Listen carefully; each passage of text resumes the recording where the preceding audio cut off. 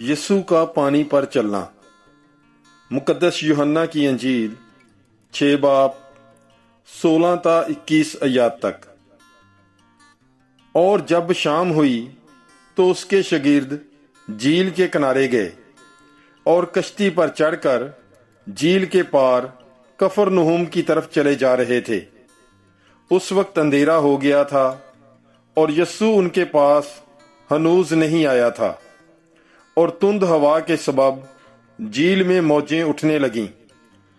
پس جب وہ کھیتے کھیتے تقریباً 25-30 گلوا نکل گئے تو انہوں نے یسوع کو جھیل پر چلتے اور کشتی کے نزدیک آتے دیکھا اور ڈر گئے، مگر اس نے ان سے کہا کہ میں ہی ہوں، ڈرو مت۔